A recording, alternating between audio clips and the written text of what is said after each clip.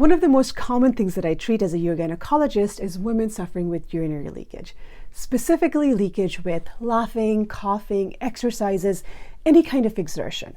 We call this stress urinary incontinence. The reason it happens is because of the weakness of the pelvic floor muscles. The bladder and the urethra are not well supported. Now, the bladder is the organ that holds our urine, and the urethra is the pipe through which urine comes out. There could also be damage to the sphincter muscles around the urethra, which can help prevent it from closing appropriately, and as a result, women notice leakage. The thing about stress urinary incontinence is that it can affect young women, women in their 20s and 30s, maybe right after pregnancy and childbirth, as well as older women. So women in their 50s and 60s as they go through menopause, and also women in their 80s and 90s who may have been suffering for decades silently before they realize that there is help. Well, I'm here to tell you that you don't have to suffer alone, because today we're going to be discussing about all the amazing treatment options that we have to help women with stress urinary incontinence. Hi everyone, I'm Dr. Nabila Noor. I'm a board-certified and fellowship-trained urogynecologist, and welcome to the channel. Stress incontinence is one of the things I love taking care of because there's such amazing treatment options for my patients that not only can significantly help improve their quality of life, but really, in most cases, fix their problem. So I want to do this video as a two-part series. So today is part one, where we're going to be talking about non-surgical treatment options for stress urinary incontinence. And then I'll do a part two, where we're going to be discussing the surgical treatment options for stress urinary incontinence. So let's get started. So number one is lifestyle modifications. What do I mean by lifestyle modifications? So obesity is a risk factor for pretty much any kind of pelvic floor dysfunction, but specifically urinary incontinence. So losing weight, even as low as 8% of your current body weight, can significantly help improve your urinary symptoms. So things like dietary changes, healthy eating, just normal behavioral modifications where you're starting to be more active and doing more exercises, anything can be helpful. Of course, there are patients, who may be significantly overweight, may consider going through a more formal weight loss program or even consider weight loss surgery, but know that any kind of weight loss can help improve your symptoms. And the reason for that is that excess weight can put a lot of pressure on your pelvic floor muscles and cause them to weaken, and over time, women start developing this urinary incontinence. Fluid intake. In today's day and age, where everybody's walking around with their Stanley cups, believe it or not, it is not very uncommon to just overdrink or overdo the fluid intake. So let's talk about what's normal fluid intake, or what's normal amount of fluid. So I usually tell patients that you shouldn't be needing more than 64 ounces. So let's do some simple math. So 1 liter of water is about 32 ounces of water. So 64 ounces is about 2 liters of water. With 2 liters, which is essentially about 8 glasses of water, especially if that glass is about 8 ounces.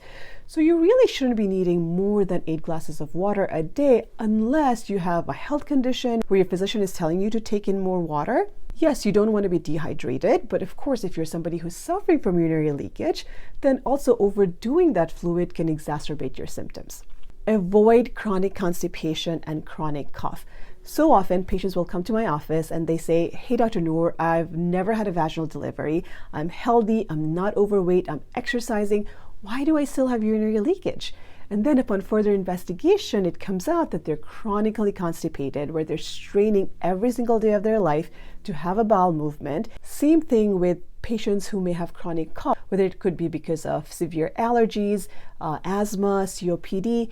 If you are not managing these symptoms well, then over time, that chronic cough can put a lot of pressure on your pelvic floor muscles and cause them to become weak.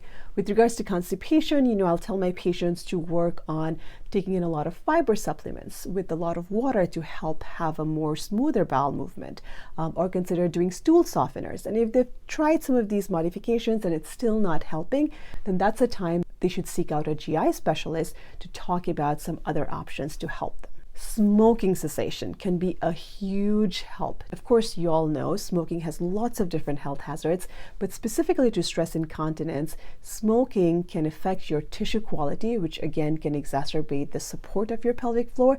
And of course, smoking can exacerbate patients who have chronic cough to begin with. So patients with COPD or any kind of lung issue. So cutting down on smoking can definitely help improve your urinary symptoms. So after lifestyle modifications, I talk to my patients about using pessaries. So what are pessaries?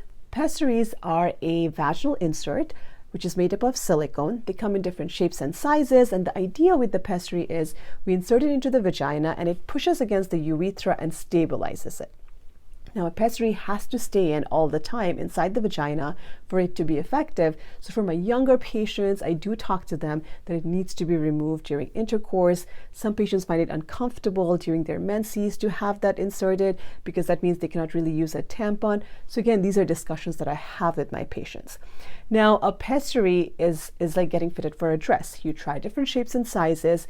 Once fitted well, you shouldn't feel it all the time. It's just like a tampon. You may feel a little bit of heaviness and here and there. Sometimes as you move around, you may feel something is there, but it should not be bothering you on a daily basis. Because if it is, then that's probably not fitted right. So definitely talk to your gynecologist or your gynecologist about it. Also, if it's rubbing against your vaginal tissue, because your vaginal tissue is very atrophic or thin, which we do see very commonly with my menopausal patient population, then that's when, I often prescribe vaginal estrogen to help improve the texture of their vaginal tissue so patients can tolerate the pessary a little bit better. Now, pessaries can be managed by patients themselves, but remember, you do have to take it out and clean it and reinsert it. So if I have patients who are comfortable doing that themselves, then that's great. I usually just follow them up on a yearly basis. If they're patients who are uncomfortable removing it themselves, then I usually see those patients in my office every 3 to 6 months to again remove it, do an exam, make sure everything looks good, and then wash the pessary and reinsert it back. Similar to a pessary, there's another vaginal insert, which is known as Impressa, which can be found over the counter. Now, Impressa is basically like a modified tampon. It actually looks like a tampon and functions like one too. It comes with a sizing kit. You can get it online. You can get it at the pharmacy stores. Once you size yourself, you would insert the device just like you would a tampon. And once you release it, it opens up. And again, the plastic arms on the device pushes against the urethra and stabilizes it. But unlike the pessary, it's not something that has to stay in forever. You usually insert it for about 8 to 10 hours and then remove it and then reinsert a new one whenever you're ready. So for a lot of my patients who maybe doesn't want something all the time, but if they're going to exercise or do something physically active where they're worried that they may have leakage, it could be an option to consider transiently. Final point about non-surgical treatment options for stress incontinence is that there are no medications in the United States that's FDA approved that helps treat stress urinary incontinence. A lot of the times I will prescribe medications for my patients with urinary leakage, but those are patients who have more urinary urgency, frequency, something that we call overactive bladder. That's a completely different pathophysiology, a completely different disease process, and I'll make a separate video about that. Hope you found this video helpful, and if you did, don't forget to like it, share it, and subscribe to the channel. And of course, don't forget to check out part 2, where I'll be discussing the surgical treatment options for stress urinary incontinence. Hope to see you soon. Bye.